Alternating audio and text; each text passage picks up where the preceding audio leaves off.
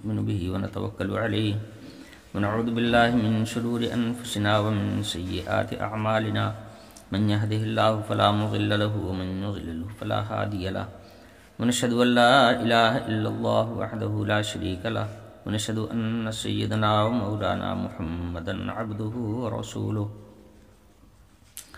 أما بعد فأعوذ بالله من الشيطان الرجيم بسم الله الرحمن الرحيم ألم تر كيف ضرب الله مثلا كلمة طيبة كشجرة طيبة أصلها ثابت وفرعها في السماء تؤتي أكلها كل حين بإذن ربها ويضرب الله الأمثال للناس لعلهم يتذكرون ومثل كلمة خبيثة كشجرة خبيثة اجتثت من فوق الأرض ما لها من قرار يثبت الله الذين آمنوا بالقول الثابت في الحياة الدنيا وفي الآخرة ويضل الله الظالمين ويفعل الله ما يشاء.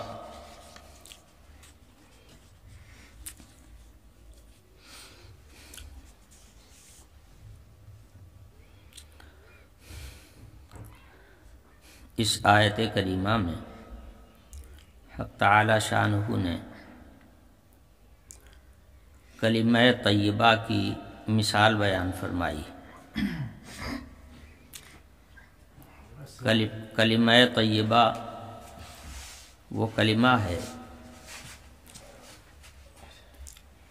جس سے ایمان کی بنیاد قائم ہوتی ہے.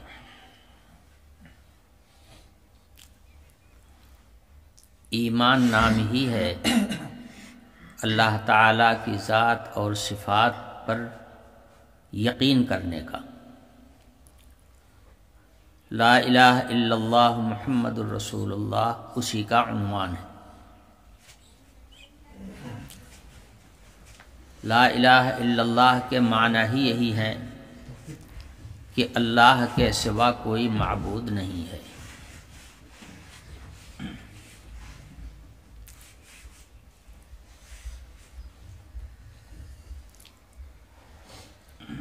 تو اللہ تعالیٰ کی ذات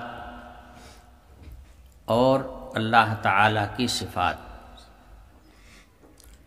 دونوں پر مشتمل ہے لا الہ الا اللہ.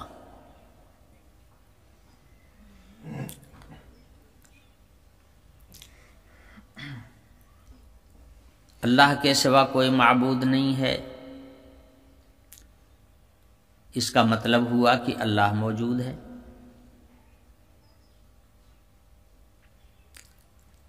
اللہ کے سوا کوئی معبود نہیں ہے، اس کا مطلب یہ ہے کہ اللہ موجود ہے اور مستحق عبادت وہی ہے، اس لیے کہ وہی ہے ساری کائنات کا خالق اور وہی ہے ہر چیز کا مالک. انسان کو پیدا اسی نے کیا ہے، تو خالقیت اور مالکیت دونوں پائی جا رہی ہیں. معبودیت کے لیے گویا دونوں لازم چیزیں ہیں. تو لا الہ الا اللہ جب کہا تو گویا اس نے خالق ہونے کا، مالک ہونے کا، نافع ہونے کا، ضار ہونے کا، کہ نفع اور نقصان جو کچھ بھی پہنچتا ہے وہ اللہ تعالیٰ کی جانب سے ہوتا ہے. ساری کائنات کا مالک وہی ہے اور وہی ہے اس کو درست کرنے والا اور وہی ہے اس کو خراب کرنے والا. ایسا تھوڑا ہے کہ پیدا تو وہ کرے اور تصرف کوئی دوسرا کرے، بنائے وہ بگاڑے کوئی دوسرا. وہی بناتا ہے اور وہی بگاڑتا ہے. تو یہ گویا جب لا الہ الا اللہ کہتا ہے تو اللہ تعالیٰ کے ذات کے وجود کا بھی اقرار کرتا ہے اور اس کا یقین کرتا ہے، اور ساتھ ساتھ اس کے تمام اوصاف کو بھی وہ تسلیم کرتا ہے. اسی لیے بغیر لا الہ الا اللہ کے مفہوم کے دل کے اندر جمے ہوئے ایمان نہیں پیدا ہوتا. تو لا الہ الا اللہ یہ عنوان ہے ایمان کا۔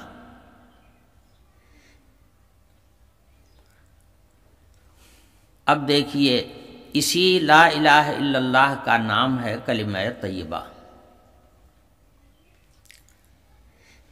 اللہ تعالی کلمہ طیبہ کی مثال بیان فرما رہے ہیں، ارشاد فرماتے ہیں الم تر کیف ضرب اللہ مثلا کلمۃ طیبۃ کشجرۃ طیبۃ اصلها ثابت وفرعها فی السماء۔ کلمہ طیبہ کی مثال اس درخت جیسی ہے جو نہایت پاکیزہ درخت ہے، جس کی جڑیں گہرائی میں پہنچی ہوئی ہیں اور اس کی شاخیں آسمان سے لگ رہی ہیں۔ اس کی جڑیں زمین کی انتہائی گہرائی تک پہنچی ہوئی ہیں اور شاخیں جو ہیں وہ آسمانوں سے باتیں کر رہی ہیں۔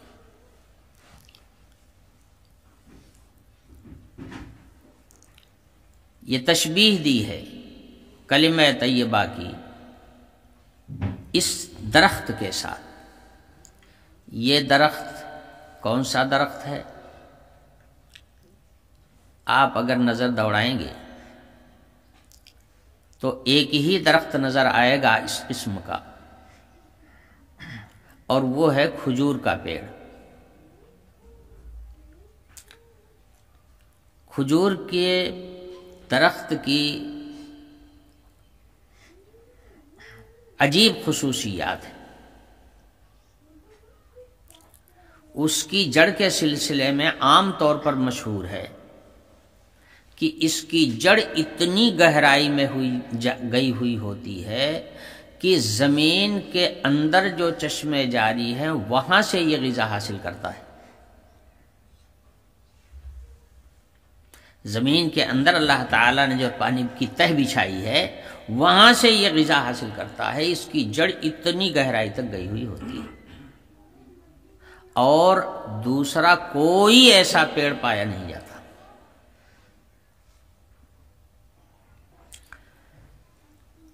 جس درخت کی جڑیں زمین کی گہرائی تک گئی ہوئی ہوتی ہیں وہ طاقتور درخت مانا جاتا ہے، اور وہ جلدی گرتا نہیں ہے۔ جس پیڑ کی جڑیں اوپر ہوتی ہیں جب طوفان وغیرہ آتا ہے تو وہ اکھڑ جاتے ہیں، اور جن پیڑوں کی جڑیں گہرائی تک گئی ہوئی ہوتی ہیں وہ کھڑے رہتے ہیں۔ بہت طوفان آتے ہیں مگر آپ نے کھجور کے پیڑ کو اکھڑا ہوا نہیں دیکھا ہوگا۔ کئی خصوصیات ہیں کھجور کے پیڑ کی۔ کھجور ایک عجیب و غریب قسم کا پیڑ ہے، نہ اس جیسا کوئی دوسرا پیڑ ہے اور نہ اس کے پھل جیسا کوئی دوسرا پھل ہے۔ ایک خوبی تو یہ ہے کہ یہ بڑا مضبوط درخت ہوتا ہے۔ لوگ مکانات بناتے ہیں تو پلر کی جگہ پر کھجور کا تنا کھڑا کر دیتے ہیں اور وہ کھڑا رہتا ہے۔ اللہ بہتر جانے وہ سڑتا گلتا نہیں ہے کیا؟ میں نے بہت سی جگہوں پر دیکھا ہے کہ کھجور کے تنے کو پلر کی جگہ پر رکھا ہوا ہے۔ پل وغیرہ تعمیر لوگ بنانے لگتے ہیں، جو لکڑی وغیرہ کا پل بنایا جاتا ہے، میں نے دیکھا ہے کہ کھجور کا پیڑ سیدھا سیدھا رکھ دیا جاتا ہے، اس کے اوپر پڑا رہتا ہے، لوگ اس کے اوپر سے آتے جاتے رہتے ہیں۔ تو اتنے اپنے لوگوں کے یہاں اتنے طوفان آتے ہیں مگر کھجور کا پیڑ ٹوٹا ہوا آپ نے بہت کم دیکھا ہوگا کہ ٹوٹ گیا ہو۔ آم کا ہے، مہوا کا ہے، کٹہل کا ہے، اس قسم کے پیڑ ہیں، نہ جانے کتنے پیڑ اکھڑ بھی جاتے ہیں، ٹوٹ بھی جاتے ہیں۔ وہ نہ ٹوٹتا ہے نہ اکھڑتا ہے، اتنا مضبوط ہوتا ہے۔ ارے اس کی پتیوں کو آپ دیکھ لیجئے، اس کی پتی کو اگر چوڑائی میں آپ چیرنا چاہیں تو چیر نہیں سکتے، اتنا مضبوط ہوتا ہے۔ لمبائی میں چیر دینا چونکہ ریشہ دار ہوتا ہے وہ تو ہو سکتا ہے، لیکن چوڑائی میں اگر آپ چاہیں کہ اس کو چیر ڈالیں تو چیر نہیں سکتے۔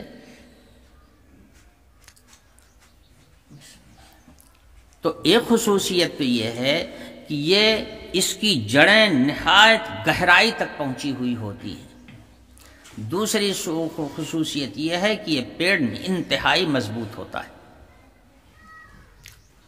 تیسری خصوصیت یہ ہے کہ کھجور کا ہی پیڑ ایک ایسا پیڑ ہے جس کا ہر جز استعمال کیا جاتا ہے۔ لکڑی ہے، ستونوں کی جگہ پر کام آتی ہے،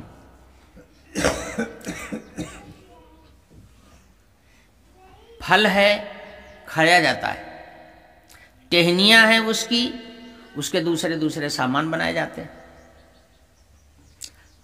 پہلے پنکھا وغیرہ عام طور پر اسی کا چلتا تھا، کھجور کا عام طور پر لوگوں کے ہاتھوں میں رہتا تھا۔ اس کے علاوہ چٹائیاں بنتی ہیں، بڑی مضبوط چٹائی ہوتی ہے وہ، بہت سارے سامان اس سے تیار ہوتے ہیں۔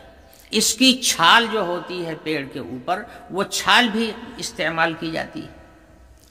اب تو وہ کیا بولتے ہیں جو برتن صاف کرنے کے لیے آتا ہے، کاتھا، اب تو کاتھا بک رہا ہے بناوٹی،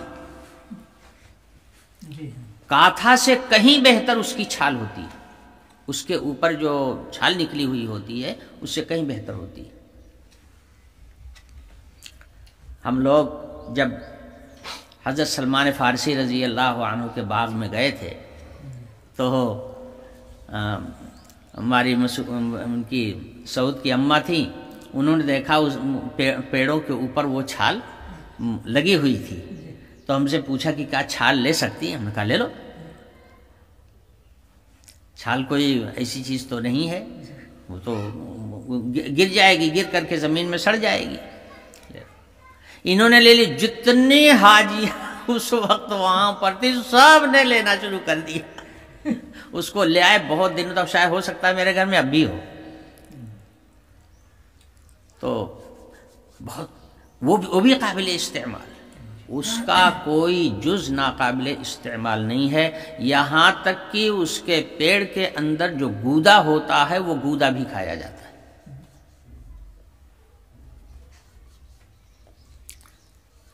پھل جس وقت سے اس پر پھل آتا ہے اسی وقت سے اس کا استعمال شروع ہو جاتا ہے۔ بالکل شروع میں کس طرح سے کھاتے ہیں وہ تو جہاں پیداوار ہے اس کی وہی لوگ جانتے ہیں کہ کس طرح سے کھاتے ہیں، لیکن سنا ہے کہ جب سے وہ ٹکورا لگتا ہے گابھا اس کا نکلتا ہے، گابھا بھی اس کا کھایا جاتا ہے۔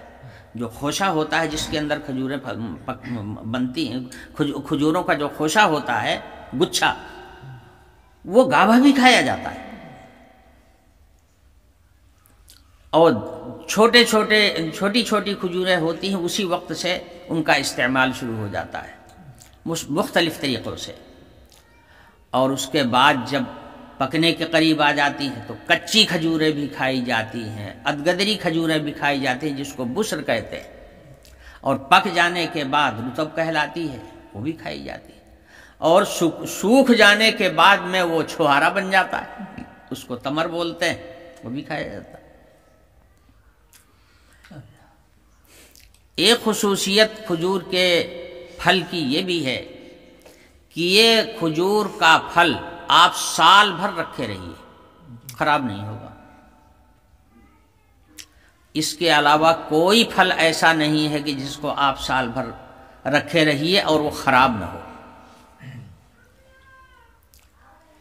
مختلف طرح سے کھایا جاتا ہے، تو نہایت ہی کثیر المنفعت، خوش ذائقہ، قوی، مرتفع اور ثابت، یہ ساری خصوصیات کھجور کے درخت کے اندر اور کھجور کے پیڑ کے اندر پائی جاتی ہے۔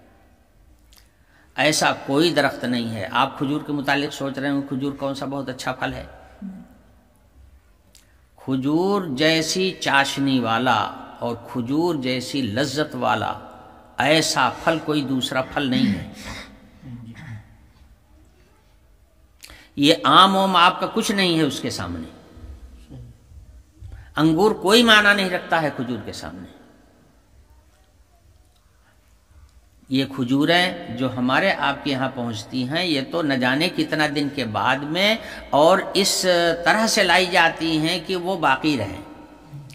وہاں جو پیڑ کی پکی ہوئی کھجوریں ہوتی ہیں وہ مل جائیں تو دیکھیے اس کی لذت۔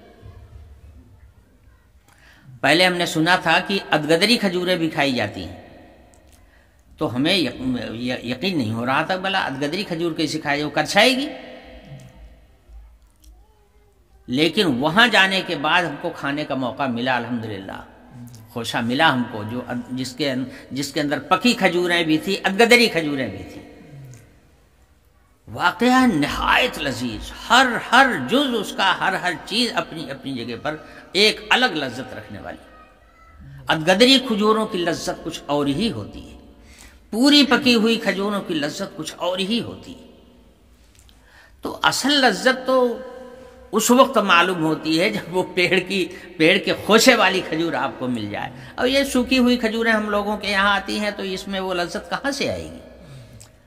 واقعہ ہے، میں نے حضرت چچا رحمۃ اللہ علیہ کی زبان سے سنا تھا کہ کھجور سے اچھا کوئی پھل نہیں ہوتا۔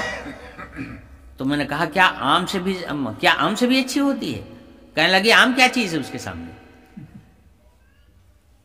تو مجھے یقین نہیں ہو رہا تھا کہ یہ کیسے کہہ رہے ہیں، اس لیے کہ کھجوریں تو بہت کھائی ہیں ہم لوگوں نے، اس میں تو کوئی ایسی لذت نہیں دکھائی دیتی ہے، پھر یہ کیسے کہہ رہے ہیں؟ لیکن واقعہ ہے کہ جب وہاں گئے اور وہاں جا کر کے وہاں کی کھجور ہم کو ملی کھانے کے لیے اور کھایا، تب پتہ چلا کہ چچا رحمۃ اللہ علیہ کی بات بالکل درست اور یقینی تھی، بالکل صحیح تھی۔ تو اس پیڑ کے ساتھ اللہ تعالیٰ نے کلمہ طیبہ کی تشبیہ دی ہے کہ کلمہ طیبہ کی مثال اس درخت جیسی ہے، اس پاکیزہ درخت جیسی ہے جس کی جڑیں زمین کی گہرائیوں میں پہنچی ہوئی ہیں، اصلھا ثابت، اور جس کی وجہ سے وہ پیڑ جمع ہوا ہے اپنی جگہ پر، وفرعھا فی السماء، اور اس کی شاخیں جو ہیں وہ آسمان سے باتیں کر رہی ہیں، اوپر کی طرف جا رہی ہیں۔ اس کی شاخیں جب نکلتی ہیں تو اوپر کی جانب نکلتی ہیں، بڑی ہونے کے بعد میں پھر وہ پھیل جاتی ہیں، لٹک جاتی ہیں۔ شروع میں جب نکلتی ہیں تو سیدھا اوپر آسمان کی طرف ان کا رخ ہوتا ہے۔ تو اصلھا ثابت وفرعھا فی السماء تؤتی اکلھا کل حین، یہ اپنا پھل دیتا ہے ہر وقت میں اپنے رب کے حکم سے، ہر وقت میں پھل دیتا ہے۔ اس کا مطلب یہ ہے، عام شارحین نے جس بات کو زیادہ صحیح سمجھا ہے وہ یہی ہے کہ اس کا پھل ہر وقت میں کھایا جاتا ہے، کسی موسم کی قید نہیں ہوتی، جاڑے میں، برسات میں، گرمی میں، ہر موسم میں کھایا جاتا ہے، صبح میں، شام میں، دن میں، ہر وقت کھایا جاتا ہے۔ اور میں نے بتایا کہ سال بھر آپ رکھے رہیے اور کھجور کھاتے رہیے، کوئی فرق نہیں پڑے گا، اس کے اندر خرابی نہیں پیدا ہوتی۔ تو تؤتی اکلھا کل حین، تو پیڑ بھی اتنا مضبوط کی نہایت گہرائی تک گئی ہوئی جڑیں ہیں، اور شاخیں جو ہیں ایک دم اوپر۔ دیکھیے پیڑ جو اونچا ہوتا ہے تو اس کے پھل زمین کی آلودگی سے محفوظ رہتے ہیں، گرد، غبار، کیچڑ اور ایسی چیزیں وہاں تک نہیں پہنچتی ہیں۔ جو جتنا زیادہ اونچا ہوگا اتنا ہی زیادہ آلودگی سے محفوظ ہوگا۔ تو اس لیے اس کی اونچائی کو بتایا کہ اونچا اتنا ہوتا ہے، اور مضبوط تو آپ جانتے ہیں کہ مضبوط کتنا ہوتا ہے۔ اور تؤتی اکلھا کل حین، اور اس کا پھل جو ہے وہ کھایا جاتا ہے، سال بھر کھایا جاتا ہے، کوئی فرق نہیں پڑتا ہے۔ یہ اللہ تعالیٰ کے حکم سے، یعنی اللہ تعالیٰ نے اس کو بنایا ہی ایسا ہی ہے۔ یہ ہے شجرہ طیبہ. کلمہ طیبہ کو اسی کے ساتھ تشبیہ دی گئی. جس طرح سے پیڑ میں 3 چیزیں ہوتی ہیں، ان کے بغیر پیڑ کارآمد نہیں بن سکتا، یا پیڑ ہو ہی نہیں سکتا. یہ بھی کہہ سکتے ہیں کہ پیڑ قائم ہی نہیں ہو سکتا. ایک تو پیڑ میں جڑ ہونی چاہیے، ایک تنا ہونا چاہیے، اور شاخیں ہونی چاہیے. جب تینوں چیز ہوتی ہے تو تینوں کے مجموعے کا نام شجرہ ہوتا ہے، تینوں کے مجموعے کا نام درخت ہوتا ہے. تو جیسے درخت کے لیے یہ 3 چیزیں لازم ہیں، ایسے ہی ایمان کے لیے بھی 3 چیزیں لازم ہیں. کلمہ طیبہ اللہ تعالی کی ذات و صفات، ایمان کے لیے جو بنیادی چیز ہے، جو کہہ لیجئے کہ ایمان کی اصل الاصول ہے، اس کو اردو کی چھوٹی چھوٹی کتابوں میں بھی لکھ دیا گیا ہے تاکہ کم پڑھے لکھے لوگ بھی اس کو جان سکیں اور اس کو سمجھ سکیں. اردو کی کتابوں میں دیکھا ہوگا ایمان مجمل اور ایمان مفصل. تو ایمان مجمل کیا ہے؟ آمنت باللہ کما ہوا باسمائہ وصفاتہ وقبلت جمیع احکامہ. اور اس کے بعد لکھتے ہیں اقرار باللسان وتصدیق بالقلب. اللہ تعالیٰ کی ذات و صفات کا یقین جیسا کہ وہ ہے. ایک قبلت جمیع احکامہ، میں نے اللہ کے سارے حکموں کو قبول کر لیا. اقرار باللسان و تصدیق بالقلب، زبان سے اقرار ہے اور دل سے اس کی تصدیق ہے. تصدیق کس کو کہتے ہیں؟ تصدیق کسی چیز کو آپ نے سنا، سننے کے بعد آپ کو یقین ہو گیا اور آپ کی زبان سے نکلا بالکل صحیح، ہے نا. عادت ہوتی ہے کہ آدمی کسی بات کو جب سنتا ہے اور اس کے یقین کے بالکل عین مطابق ہوتی تو کہتا بالکل صحیح کہا آپ نے. یہی ہے تصدیق. تو اللہ تعالیٰ کی ذات و صفات کو جو ہم زبان سے کہہ رہے ہیں، دیکھیے زبان میں اور قلب میں دونوں میں فرق ہے. ایسا کچھ ضروری نہیں کہ جو چیز دل کے اندر ہو وہ زبان پر بھی ہو، اور جو چیز آدمی زبان سے کہہ رہا ہے وہ دل میں بھی ہو. ایسا کچھ ضروری نہیں ہے. دل الگ ہے اور زبان الگ ہے. سمجھے؟ دل الگ ہے اور زبان الگ ہے. تو یہ کلمہ طیبہ دل کے اندر راسخ ہونا چاہیے اور زبان سے اس کا اقرار ہونا چاہیے. اگر زبان پہ کلمہ ہے مگر دل کی گہرائیوں میں اترا ہوا نہیں ہے تو وہ کلمہ کا کوئی اعتبار نہیں. ایسا کلمہ تو غیر مسلم بھی پڑھ دیتا ہے، اس کے عمل سے ظاہر ہوتا ہے کہ وہ غیر مسلم ہے، مگر زبان سے آپ کے سامنے وہ کلمہ پڑھ دے گا. تو اس زبان سے نکلے ہوئے کلمے کا کوئی اعتبار نہیں. اسی لیے کلمہ طیبہ کو اس شجرہ طیبہ کے ساتھ مثال دی گئی ہے، تشبیہ دی گئی ہے کہ جیسے یہ اس پیڑ کی جڑیں زمین کی گہرائیوں میں اتری ہوئی ہوتی ہیں تب جا کر کے یہ پیڑ کھڑا رہتا ہے. اتنی اونچائی پر، اتنا اونچا ہونے کے باوجود کھڑا رہتا ہے اور 1000 جھونکے چلتے ہیں دنیا میں مگر اس کے اوپر کوئی اثر نہیں پڑتا. وہ اس وجہ سے کہ وہ گہرائیوں میں اترا ہوا ہوتا ہے.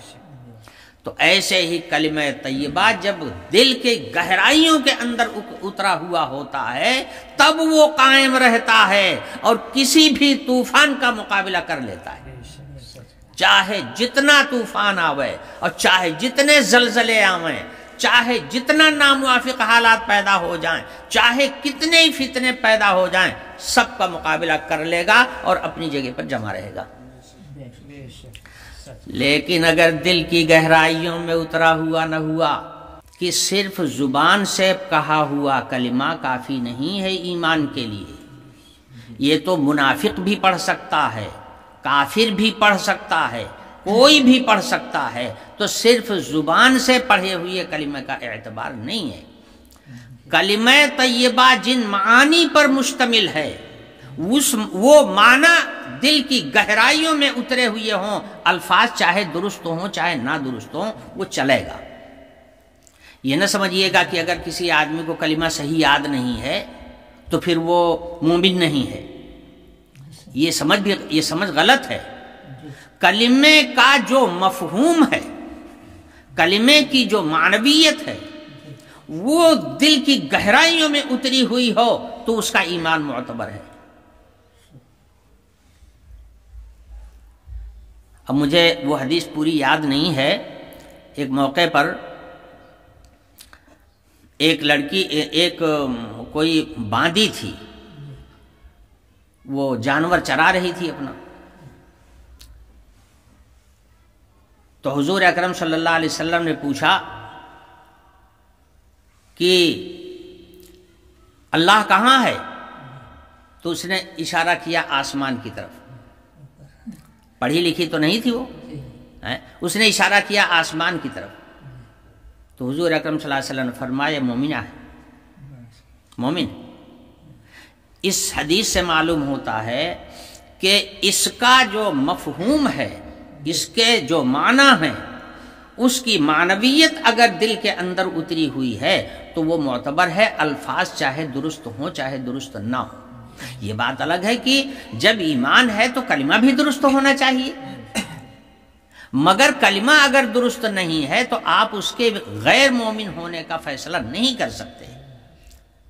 اصل چیز ہے قلب، دل۔ اگر اللہ کی ذات و صفات کا یقین ہے، محمد الرسول اللہ صلی اللہ علیہ وسلم کو یا اللہ کی جانب سے جو کچھ بھی آیا ہے اس پر مر مٹنے کے لیے وہ تیار ہے، اور الفاظ صحیح نہیں تو کیا آپ کہیں گے غیر مومن ہے؟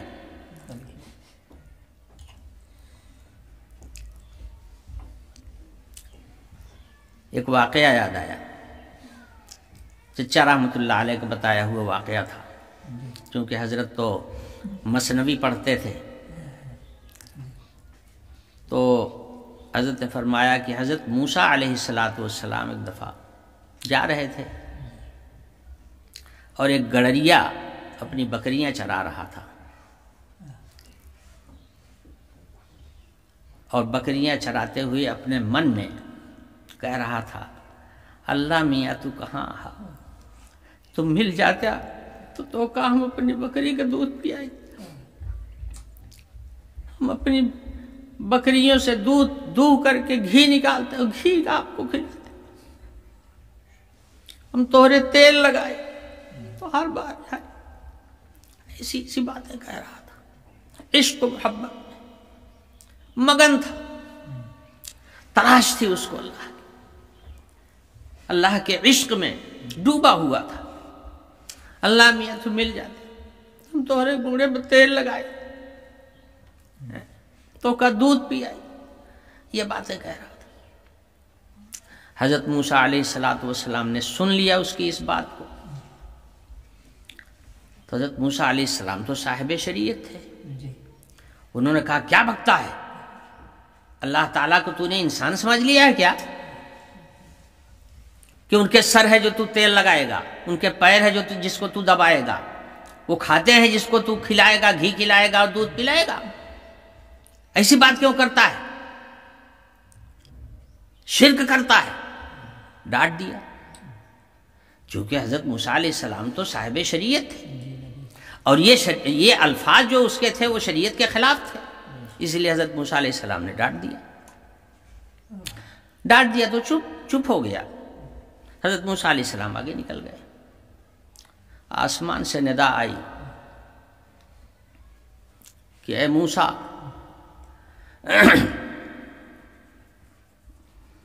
میں نے تم کو میرے بندوں کو مجھ سے ملانے کے لیے بھیجا ہے کہ توڑنے کے لیے بھیجا ہے؟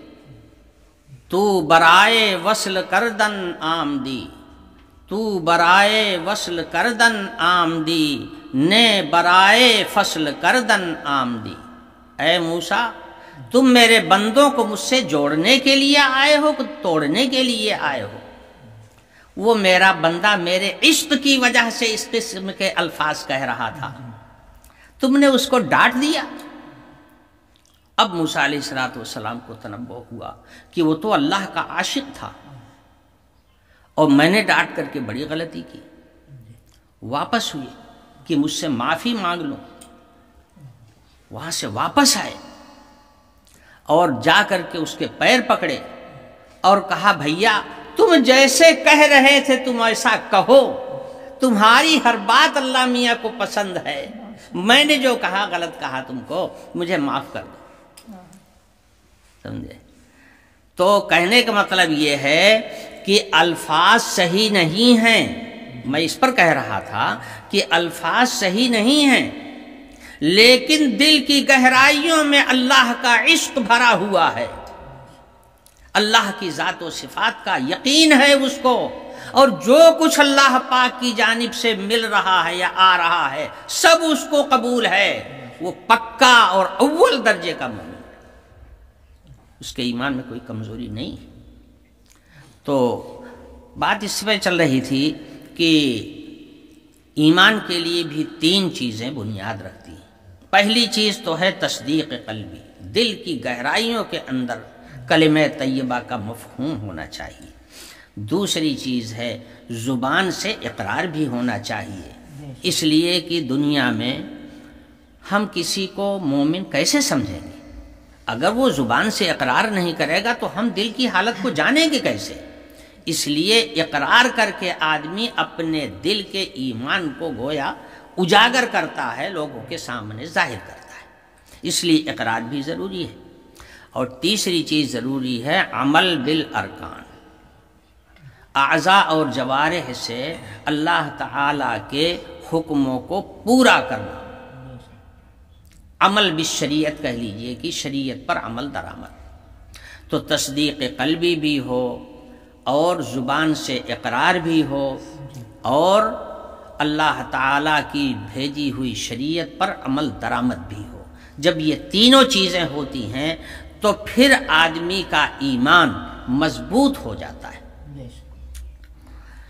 اسی لیے اللہ پاک نے اس پیڑ کے ساتھ مثال دی ہے کہ شجر کلمہ طیبہ کی مثال شجر طیبہ جیسی ہے، اور شجر طیبہ سے مراد ہے کھجور کا درخت۔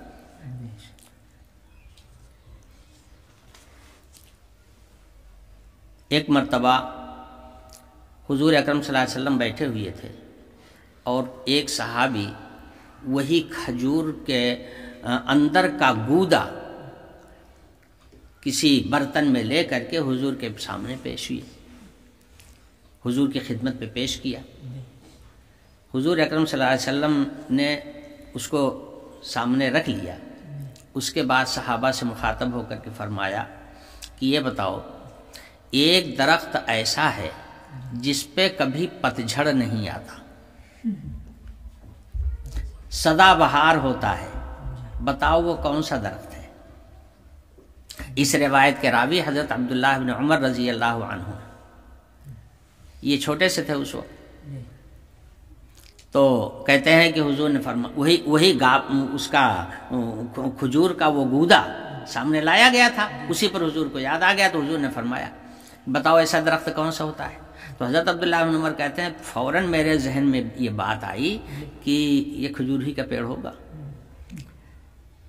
لیکن کہہ رہے تھے کہ چونکہ بڑے بڑے صحابہ بیٹھے ہوئے تھے، حضرت عمر بیٹھے ہوئے تھے، حضرت ابو بکر بیٹھے ہوئے تھے، اجلہ صحابہ وہاں پر موجود تھے، اور میں کم عمر تھا، وہ لوگ زیادہ عمر کے تھے، تو مجھے حیا مانے ہوئی کہ میں کچھ بولوں۔ میرے دل میں یہ بات آئی کہ میں کہہ دوں کہ وہ کھجور کا پیڑ ہے، تو لیکن بولا نہیں میں ادب کی وجہ سے۔ حضرات صحابہ تمام چکر لگاتے رہے اپنے دماغ میں کہ کون سا پیڑ ہو سکتا ہے، کون سا پیڑ ہو سکتا ہے، مگر کسی کی سمجھ میں آیا نہیں، یعنی ذہن ادھر گیا نہیں۔ تو لوگوں صحابہ نے کہا کہ یا رسول اللہ آپ ہی فرمائیں کہ وہ کون سا پیڑ ہے جس پر کبھی پتجھڑ نہیں آتا۔ حضور نے فرمایا کہ وہ نخلہ، وہ کھجور کا پیڑ ہے، یہ کھجور کا پیڑ، اس پہ پتجھڑ نہیں آتا۔ تو یہاں جو شجرہ ہے، میں اس کی تشریح کر رہا تھا کہ یہاں جو شجرہ طیبہ کہا گیا ہے اس سے مراد کھجور کا پیڑ ہے۔ اسی کھجور کے پیڑ کو حضور نے فرمایا تھا کہ اس پر پتجھڑ نہیں آتا۔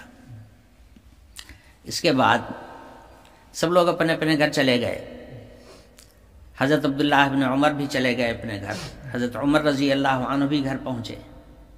تو اس کا چرچا چل رہا تھا کہ آج حضور نے یہ سوال کیا تھا اور پھر حضور نے ہی اس کا جواب بھی دیا۔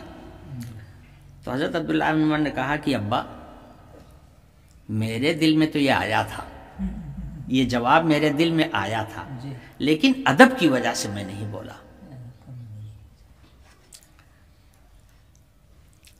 حضرت عمر رضی اللہ عنہ نے کہا کہ بیٹا اگر تم نے اس وقت بول دیا ہوتا تو مجھے بہت خوشی ہوتی، تمہارے دل میں سے یہ بات آ گئی تھی، اگر تم بول دیے ہوتے تو مجھے بہت خوشی ہوتی۔ بہرحال اس حدیث سے اتنے بتانا مقصد ہے کہ وہ کھجور کا پیڑ جو ہے اس پر پتجھڑ نہیں آتا، اور یہاں پر شجرہ سے مراد وہی کھجور کا پیڑ ہی ہے۔ اس پر ایک واقعہ اور بتاؤں۔ چچا رحمۃ اللہ علیہ کا لڑک پن تھا بالکل۔ مولانا سعید صاحب آئے ہوئے تھے ہنڈور کی جامع مسجد میں، ان کا جمعہ کے بعد بیان ہوا۔ بیان کے دوران انہوں نے کہا کہ یہ بتاؤ سب سے اچھا انسان کون؟ مجمع سے پوچھا کہ بتاؤ کون ہے سب سے اچھا انسان کون؟ تو سب لوگ خاموش ہو گئے، کوئی نہیں بول رہا تھا۔ چچا رحمۃ اللہ اب دادا کے ساتھ گئے ہوئے تھے جمعہ پڑھنے کے لیے، انہوں نے سر اٹھا کر کے کہا کہ سب سے اچھا انسان وہ جو اللہ کو پہچانے۔ بتانے والوں نے بتایا، میں تھوڑا تھا وہاں، بتانے والوں نے بتایا، انہوں نے کہا مولانا سعید صاحب نے لپک کر کے ان کو گود میں اٹھا لیا اور دادا سے کہا کہ آپ اس بچے کو مجھے دیجئے، میں اس کو پڑھاؤں گا، اللہ تعالیٰ اس سے دین کا بہت کام لینے والے ہیں۔ پھر مولانا سعید صاحب نے چھوڑا نہیں، ان کو لے کر کے یہاں سے گئے ہیں نصیر آباد اپنے ساتھ میں، اور پھر انہوں نے خود ہی پڑھایا بھی ہے۔ تو ذہانت ہوتی ہے۔ بہرحال یہ تو قصہ بڑھ گیا۔ اللہ تعالیٰ ارشاد فرماتے ہیں وَيَضْرِبُ اللَّهُ الْأَمْثَالَ لِلنَّاسِ لَعَلَّهُمْ يَتَذَكَّرُونَ، اللہ تعالیٰ مثالیں اس لیے بیان فرماتا ہے تاکہ لوگ سمجھیں اور نصیحت حاصل کریں۔ یہ تو ہے کلمہ طیبہ کی مثال، اور ایک ہے کلمہ خبیثہ کی مثال۔ کلمہ خبیثہ کون سا ہے؟ وہ کفریہ کلمات ہیں، غیر اللہ کو معبود بنانے والے الفاظ ہیں، یا وہ الفاظ ہیں جو غیر اللہ کی معبودیت پر دلالت کرتے ہیں، جنہیں اللہ نے گمراہ کیا ہے، وہ اللہ کا در چھوڑ کر اللہ کی مخلوق کے در پر سر جھکاتے ہیں، اور اللہ کی بنائی ہوئی مخلوق کو وہ خدا مان لیتے ہیں، وہ کلمہ خبیثہ ہے۔ بعض مفسرین نے کلمہ خبیثہ کہا ہے کہ منافقین جو دل سے نہیں بلکہ صرف زبان سے کلمہ طیبہ کہہ لیتے ہیں وہ کلمہ خبیثہ ہے، لیکن میری رائے یہ ہے کہ یہ صحیح نہیں ہے۔ اس لیے کہ کلمہ طیبہ جو ہے یہ خبیثہ جو ہے یہ کلمہ کی صفت ہے. کلمہ طیبہ کبھی خبیث نہیں ہو سکتا. کلمہ طیبہ کبھی کلمہ خبیثہ نہیں ہو سکتا، چاہے جتنا بڑا خبیث اس کلمہ کا استعمال کرے، اس کی خباثت کلمے پر نہیں پہنچ سکتی ہے. اس لیے میرے نزدیک وہ درست نہیں ہے. میرے نزدیک یہ صحیح ہے کہ کلمہ خبیثہ سے مراد وہ کلمے ہیں جو غیر اللہ کو معبود بنا کر زبان سے ادا کیے جاتے ہیں، جیسے لفظ جے شری رام کا لفظ ہے. غیر اللہ کو معبود بنانے کے لیے یا معبود سمجھتے ہوئے جو کلمات استعمال کیے جاتے ہیں وہ ہے کلمہ خبیثہ. ان کلمہ خبیثہ کا حال یہ ہے کشجرۃ خبیثۃ، جیسے خبیث درخت. اس خبیث درخت سے مراد ہے مفسرین کے نزدیک حنظل کا درخت، اس لیے کہ حدیث میں آیا ہوا ہے کہ کلمہ خبیثہ کی مثال حنظل جیسی ہے. حنظل کہتے ہیں اندرائن کو. اندرائن اپنے یہاں ہوتا ہے، آپ لوگوں نے نہ دیکھا ہوگا، لیکن اندرائن یہاں ہوتا ہے. بعض لوگ جو اس کے ماہر ہیں وہ جانتے ہیں. ایسے جیسے خربوزہ ہوتا ہے، ایسے خربوزہ کی طرح کا اس میں پھل ہوتا ہے، اور بیل والا درخت ہے، زمین پر پھیلتا ہے. اس کا تنا نہیں ہوتا جس کے اوپر وہ کھڑا ہو سکے، اور زمین پر ہی وہ بکھرا ہوا ہوتا ہے، پھیلا ہوا ہوتا ہے. زمین اس کی ایسے ہی ہوتی ہے جیسے کھیرا ککری کی جڑ اوپر ہی رکھی ہوئی ہوتی ہے، ایسے اس کی بھی جڑ اوپر ہی رکھی ہوئی ہوتی ہے. تو اندرائن کا درخت جو ہوتا ہے اس کی جڑ اوپر ہی رکھی ہوئی ہوتی ہے. اگر آپ اس کو اکھاڑنا چاہیں تو ہاتھ پکڑ کے اکھاڑ لیں. ہاتھ لگاویں فوراً آپ کے ہاتھ میں اکھڑ کر کے آ جائے گا. یہ ہے کلمہ خبیثہ. یعنی بالکل اس کے اندر استقلال نہیں ہوتا، قرار نہیں ہوتا. اس کے اندر کسی قسم کی کوئی مضبوطی نہیں ہوتی ہے، جس کا جی چاہے اکھاڑ کر کے پھینک دے. سمجھے؟ تو کلمہ خبیثہ جو غیر اللہ کی معبودیت پر دلالت کرنے والے الفاظ ہیں، وہ کلمہ خبیثہ اس درخت کے مانند ہیں جو درخت خبیث ہے، یعنی اندرائن. اندرائن کے پیڑ میں کوئی مضبوطی نہیں، اس کی جڑیں اوپر ہی رکھی ہوئی ہوتی ہیں. اس کا پھل نہایت ہی کڑوا ہوتا ہے، خوشبو نام کی کوئی چیز اس کے اندر نہیں ہوتی. تو کوئی بھی کمال اس کے اندر نہیں ہے، کوئی بھی خوبی اس کے اندر نہیں ہے. تو کلمہ خبیثہ جو ہے گویا خبیث درخت، خبیث پودے کی مانند ہے جو اوپر ہی رکھا ہوا ہوتا ہے. ما لہا من قرار، اس کے اندر قرار نہیں ہوتا، کوئی مضبوطی نہیں ہوتی. کیا مطلب ہوا؟ یہ غیر اللہ کی دہائی دینے والا، غیر اللہ سے منتیں مانگنے والا، غیر اللہ کے سامنے سر پٹکنے والا، اس کا حال یہ ہوتا ہے کہ جب تک اس کا کام چل رہا ہے تب تک تو نام لیتا ہے، اور اگر کام اس کا نہ ہوا تو اٹھا کے پھینک دیتا ہے. کتنے لوگ ہیں جو اپنے دیوی دیوتاؤں کو اور اپنے استھانوں کو گالی دیتے ہوئے ملے، جب ان کے من کا کام نہیں ہوتا تو گالی دینا شروع کر دیتے ہیں. جو اپنی حفاظت نہیں کر سکتا وہ بندوں کی حفاظت کیا کرے گا، وہ لوگوں کی حفاظت کیا کرے گا. تو یہ ہے کلمہ خبیثہ.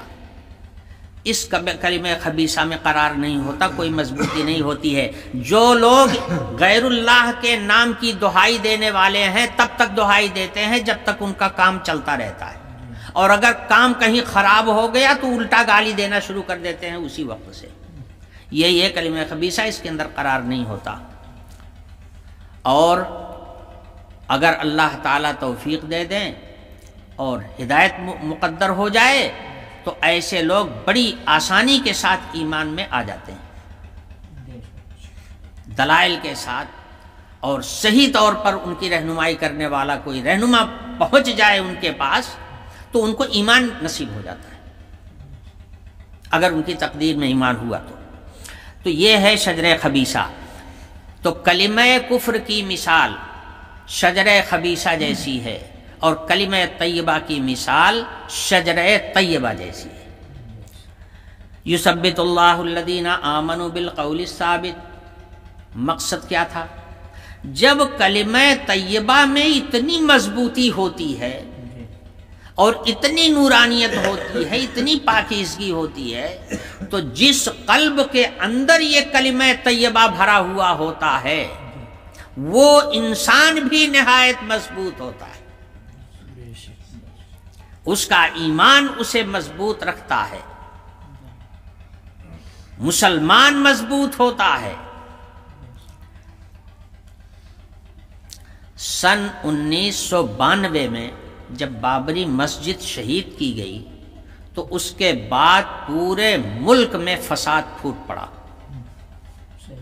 اور آپ لوگ جانتے ہی ہیں کہ کس قسم کے حالات پیدا ہوئے تھے، اور نشانے پر پولیس والوں نے مسلمانوں کو لیا تھا، مسلمان مارے جا رہے تھے، جلائے جا رہے تھے، نکالے جا رہے تھے، بھگائے جا رہے تھے، ہر طرف مسلمانوں پر حملہ تھا، اور اس وقت بھی یہی نعرہ دیا جا رہا تھا کہ ہندوستان میں رہنا ہے تو ہندو بن کے رہو،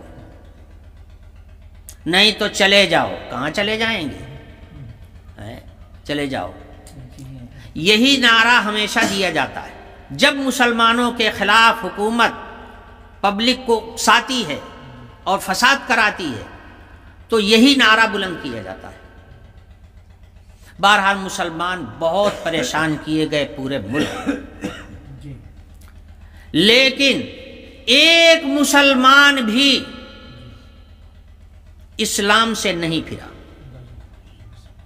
ایک مسلمان بھی کہ میں مارا جا رہا ہوں، بھگایا جا رہا ہوں، جلایا جا رہا ہوں، میں انہی جیسا ہو جاؤں تو رہنے دیں گے، کبھی مسلمان نے اس کو سوچا بھی نہیں۔ ایک مسلمان بھی اپنے دین سے اور ایمان سے نہیں پھرا۔ جو عقل مند لوگ تھے وہ انگلی اپنے دانتوں کے نیچے دبا رہے تھے۔ میں سفر میں کہیں جا رہا تھا، بس میں ایک شخص بیٹھا ہوا تھا، یا کہ ٹرین کے اندر میں سفر کر رہا تھا، ٹرین میں وہ آدمی بیٹھا ہوا تھا، غیر مسلم تھا۔ ایسے باتیں آپس میں وہ لوگ کر رہے تھے، کرتے کرتے وہ یہاں پہنچا، کہنے لگا واہ رے مسلمان، واہ رے مسلمان۔ اگر کوئی دوسری قوم ہوتی تو سب کیا کہتے ہیں بدل جانے کو؟ گھر واپسی ہو جاتی۔ نہیں، گھر واپسی نہیں، یہ دین سے پھر کر کنورٹ ہو جانا۔ ہاں، اگر کوئی اور قوم ہوتی تو کنورٹ ہو چکی ہوتی، مگر واہر مسلمان کی ایک بھی کنورٹ نہیں ہوا۔ یہ غیر مسلم اعتراف کر رہا ہے، سمجھے؟ بات کیا ہے؟ بات یہ ہے جو کلمہ تم پڑھتے ہو اس میں کوئی مضبوطی نہیں تو تمہارے دل میں کہاں سے مضبوطی آ جائے گی؟ مسلمان جو کلمہ پڑھتا ہے نہایت مضبوط کلمہ ہے، اس کی وجہ سے مسلمان کا دل مضبوط ہوتا ہے، مومن مضبوط ہوتا ہے۔ اتنے طوفان آئے اسلام اور مسلمانوں کے خلاف، مگر کبھی سننے میں نہیں آئے کہ کوئی مسلمان پھر گیا ہو اپنے ایمان سے، ایک نہیں پھرا۔ کیوں؟ یہی کلمہ طیبہ کی مضبوطی ہے۔ تو جب کلمہ ہمارا مضبوط ہے تو جب ہمارے قلب کے اندر اس کی جڑیں ہوگی تو ہمارے اندر بھی مضبوطی پیدا ہو جائے گی۔ اسی وجہ سے مومن مضبوط ہوتا ہے، اس کا اعتقاد مضبوط ہوتا ہے۔ اور بات یہ ہے کہ یہ حقیقت ہے، حقیقتیں نہیں بدلا کرتی، بناوٹ کی جو چیزیں ہوتی ہیں وہ سب بدل جاتی ہیں، حقیقت جو ہوتی ہے وہ کبھی بدلتی نہیں ہے۔ زمین ہے، زمین کے اوپر عمارت بنایا آپ نے، یہ ایک بناوٹی چیز ہے، آج ہے کل نہیں رہے گی، آپ گرا دیں، آپ ہٹا دیں، کچھ بھی کر سکتے ہیں، لیکن زمین کو کہاں لے جاؤ گے؟ زمین تو اپنی جگہ پر رہے گی نا، زمین کو تو نہیں ہٹا سکتے ہو۔ تو جو چیز جمی ہوئی ہے اپنی جگہ پر اس کو کوئی ہٹا نہیں سکتا۔ تو مومن کا ایمان جو ہے وہ ایک حقیقت ہے، حقیقتیں نہیں بدلا کرتی، بناوٹی چیزیں جو ہیں وہ بدل جایا کرتی ہیں. اس لیے مومن کبھی نہیں پھرتا، مومن کبھی مرتد نہیں ہوتا. اسی کو فرمایا گیا یثبت اللہ الذین آمنوا بالقول الثابت، اللہ تعالیٰ ایمان والوں کو مضبوط رکھتا ہے قول ثابت کے ذریعے سے. قول ثابت یہی ہے کلمہ طیبہ. دنیا میں بھی اور آخرت میں بھی. دنیا میں کس طرح سے مضبوط رکھتا ہے اس کی ایک مثال تو آپ نے سن ہی لیا. یہ کوئی ایک انوکھی نئی مثال نہیں ہے، ایسی مثال ہیں، ایسی مثالیں مسلمانوں کے سامنے بارہا آئی. اس کے پہلے میں نے واقعہ بتایا تھا آپ کو اصحاب کہف کا، کہ دقیانوس کے مظالم سے تنگ آ کر انہوں نے ایمان کا سودا نہیں کیا، خود چلے گئے، غار میں جا کر کے رہ گئے اور وہیں زندگی بسر کر لی. لیکن دقیانوس کے دباؤ میں نہیں آئے، دباؤ میں آ کر وہ ایمان سے نہیں پھرے. جب اسلام آیا، حضور اکرم صلی اللہ علیہ وسلم نے خود فرمایا ہے حدیث کے اندر کہ عرب کا پہلا مسلمان میں ہوں، حبشہ کے پہلے مسلمان بلال ہیں، روم کے پہلے مسلمان صہیب ہیں، اور فارس کے پہلے مسلمان سلمان فارسی. حضرت بلال کی پہلے مسلمان ہونے کی شہادت دی ہے نبی کریم صلی اللہ علیہ وسلم. اور ویسے بھی تاریخ میں مشہور ہے کہ حضرت بلال رضی اللہ عنہ اولین صحابہ میں سے ہیں، شروع میں ہی ایمان لائے تھے، مگر بہت مصیبتیں جھیلنی پڑی. امیہ ابن خلف کے غلام تھے، مارتا تھا. اس کی ایک ضد تھی کہ تم محمد کے پاس کیوں جاتے ہو، تم نے محمد کے دین کو کیوں اپنایا ہے، چھوڑ دو اس دین کو اور چھوڑ دو محمد کا ساتھ. تمہیں کوئی تکلیف دے نہیں سکتا، لیکن اگر تم جاؤ گے محمد کا ساتھ پکڑو گے تو تمہاری پٹائی اسی طرح سے ہوگی. لکھا ہے کہ حضرت بلال کو پکڑتا تھا، مارتا تھا اور خود مارتا تھا. مارتے مارتے تھک جاتا تھا تب چھوڑتا تھا. کبھی کبھی تو ایسا کرتا تھا کہ مار مار کے تپتے ہوئے پتھر کے اوپر حضرت بلال کو لٹا دیا جاتا تھا، اور اوپر سے تپتا ہوا دوسرا پتھر رکھ دیا جاتا تھا. نیچے کا پتھر بھی آگ بنا ہوا ہے، اوپر کا پتھر بھی آگ بنا ہوا ہے. جس وقت حضرت بلال کے اوپر رکھا جاتا تھا پورے بدن میں پھپھولے ہی پھپھولے پڑ جاتے تھے، پورا بدن لہو لہان ہو جاتا تھا. لیکن اس وقت میں بھی حضرت بلال کی زبان سے نکلتا تھا احد احد، اللہ ایک ہے، دوسرا کوئی نہیں، اللہ اکیلا ہے. سمجھے؟ یہ ایمان ہی تو ہے. جب پہلے مومن ہیں تو کتنے مضبوط رہے ہوں گے، ساری تکلیف برداشت کر لیتے تھے، مگر ایمان کا سودا نہیں کیا انہوں نے، ایمان سے نہیں ہٹے. حضرت عمار رضی اللہ عنہ، بنی مغیرہ کے لوگوں نے ان کو پکڑ لیا، پکڑ کے رسی میں باندھا اور باندھ کر کے کنویں میں لٹکا دیا.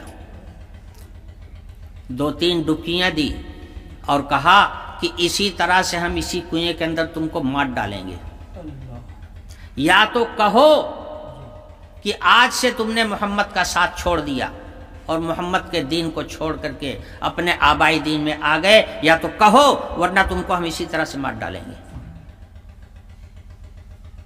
حضرت عمار رضی اللہ عنہ کی سمجھ میں آیا کہ جان بچی رہے گی تو ایمان پھر مل جائے گا، جان ہی چلی جائے گی تو پھر کیا ہوگا. تو جان بچانے کے لیے ان کی بات کو مان کے کہہ دیا ایک دفعہ۔ جب کہہ دیا تو ان لوگوں نے چھوڑ دیا۔ خبر مشہور ہو گئی مدینے میں کہ عمار مرتد ہو گئے۔ تھوڑی ہی دیر میں روتے ہوئے حضور کی خدمت میں پہنچے اور کہا یا رسول اللہ میں تو ہلاک ہو گیا۔ کہا کیا ہوا؟ کہا یا رسول اللہ ایسی صورتحال پیش آئی، کافروں نے مجھ کو پکڑ لیا، مجھے سزا دیا اور کہا کہ اسی طرح سے میں مار ڈالوں گا ورنہ تم کلمہ کفر زبان سے کہو۔ تو یا رسول اللہ میں نے جان بچانے کی خاطر کہہ دیا ایسا۔ تو حضور نے پوچھا کہ یہ بتاؤ اس وقت تمہارے دل کی کیفیت کیا تھی؟ کہا یا رسول اللہ دل کے اندر ذرہ برابر کوئی فرق نہیں تھا، جیسے ایمان پہلے تھا ویسے ہی ایمان اس وقت بھی تھا، ویسے ہی ایمان اس وقت بھی ہے۔ حضور اکرم صلی اللہ علیہ وسلم نے اپنے ہاتھ سے ان کے آنسو پوچھے اور فرمایا کہ عمار اصل تو دل ہے، اصل تو ایمان دل کے اندر ہوتا ہے، دل کی گہرائیوں کے اندر ہوتا ہے، زبان پر نہیں ہوتا ہے، ایمان دل کی گہرائیوں میں ہوتا ہے۔ اگر آئندہ کبھی ایسی ضرورت پیش آوے تو پھر ایسا کہہ کر کے اپنی جان بچا لینا، یہ حضور نے فرمایا اور قرآن پاک میں آیت نازل ہو گئی، من کفر باللہ من بعد ایمانہ الا من اکرہ وقلبہ مطمئن باللہ، کہ آیت میں فرمایا گیا کہ اگر کوئی آدمی ایمان کے خلاف کسی بات پر مجبور کر دیا جائے اور مجبور ہو کر کے وہ ایسا کر لے مگر اس کے دل کے اندر ایمان محفوظ ہو، دل میں کوئی فرق نہ آیا ہو، تو پھر کوئی حرج نہیں، کوئی حرج نہیں، اس کے ایمان میں کوئی خلل نہیں آئے گا۔ آیت میں فرما دیا گیا، آیت نازل ہو گئی ان کے حق میں۔ تو کہنے کا مطلب یہ ہے کہ ایمان کا جو اصل مقام ہے وہ دل ہے۔ تو دنیا میں اس قسم کے حالات پیدا ہوتے ہیں اور مسلمان کے سامنے اس کے ایمان کا معائنہ کرنے کے لیے یا اس کے ایمان کو آزمانے کے لیے آزمائش کے طور پر ایسے حالات کبھی کبھی آ جاتے ہیں، تو اللہ تعالیٰ ایسے موقع پر بھی ایمان کی حفاظت کرتا ہے۔ اس کلمہ طیبہ کی برکت سے اس کے ایمان کی حفاظت ہوتی رہتی ہے دنیا کی زندگی میں بھی، فی الحیات الدنیا وفی الآخرہ۔ اور اس کلمہ طیبہ، یہ مضبوط کلمے کی مضبوطی کی وجہ سے مومن کے دل میں ایمان مضبوط رہتا ہے، دنیا میں بھی اور آخرت میں بھی رہے گا۔ آخرت میں بھی ایک موقع ایسا آئے گا،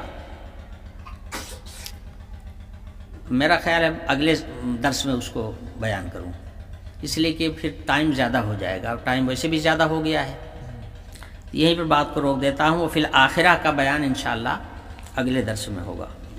وآخر دعوانا الحمدللہ رب العالمین۔